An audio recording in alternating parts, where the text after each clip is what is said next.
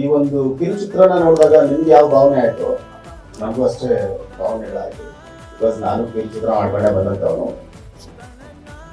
ನಿನ್ನೆ ಅಲ್ಲಿ, ಇವತ್ತಿಲ್ಲಿ, ನಾಳೆ ಈ ಜಾಗ ನಾನು ಅವ್ರು ಕೂತ್ಕೊಟ್ಟು ಮುಂದೆ ಹೋಗ್ತಾ ಇರಬೇಕು.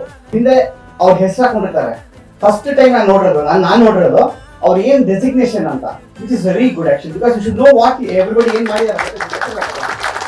ಸೊ ಈ ಪ್ಲೇಸ್ಗೆ ಅವರು ಬೇಗ ಬರಲಿ ಅಂತ ದೇವರಲ್ಲಿ ನಾನು ಪ್ರಾರ್ಥನೆ ಮಾಡ್ತೀನಿ. ಯಾಕಂದ್ರೆ ಒಂದು ಕಿರುಚಿತ್ರ ಮಾಡೋದು ಎಷ್ಟು ಕಷ್ಟ ಇರುತ್ತೆ ಅಂತ ನನಗೆ ಚೆನ್ನಾಗಿ ಗೊತ್ತು. ನನಗೆ ಎಲ್ಲ ಮೈನ್ಯೂಟ್ ಡೀಟೇಲ್ಸ್ ತುಂಬಾ ಇಷ್ಟ ಆಯ್ತು, including the back ground score, ಆ ಡೈರೆಕ್ಷನ್ ಆಗಲಿ, ಡೈಲಾಗ್ಸ್, ಅಂದ್ರೆ ಎಷ್ಟು ಬೇಕೋ ಅಷ್ಟೇ. ತುಂಬಾ ಓವರ್, ಫಾರ್ ಎಕ್ಸಾಂಪಲ್ ಎರಡನೇ ಫಿಲ್ಮ್ ಅಲ್ಲಿ ಲೈಫ್ ಅಲ್ಲಿ ಹೀರೋ ಇಂಟ್ರೊಡಕ್ಷನ್ ಇತ್ತಲ್ಲ, ಅಷ್ಟು ವಿಸಲ್ಗಳು, ಆ ಡೈಲಾಗ್ಸ್ ಜಾಸ್ತಿ ಇಲ್ಲ, ಸಿಂಪಲ್ ಆಗಿದೆ, ಬಟ್ ಸ್ಟಿಲ್ ಆ ವಿಸಲ್ ಬಂತು. ದಯವಿಟ್ಟು ಕನ್ನಡ ಸಿನಿಮಾ ನೋಡೋಣ, ಥಿಯೇಟರ್ ಬನ್ನಿ, ನೀವೆಲ್ಲ ಥಿಯೇಟರ್ ಬಂದು ಕನ್ನಡ ಸಿನಿಮಾ ನೋಡಿ. ಹೋರಾಡಕ್ಕೆ ಹೊಡೆದಾಡಕ್ಕೆ ಬಲಿಯಾಗೋದು ಬಡವ್ರ ಮಕ್ಕಳೇ. ಹಾಗಾಗಿ ಹೊಡೆದಾಟ ಸ್ಕ್ರೀನ್ ಮೇಲೆ ಇರುತ್ತೆ, ಹೋರಾಟ ನಿಮ್ಮ ಮುಂದೆ ಇರುತ್ತೆ.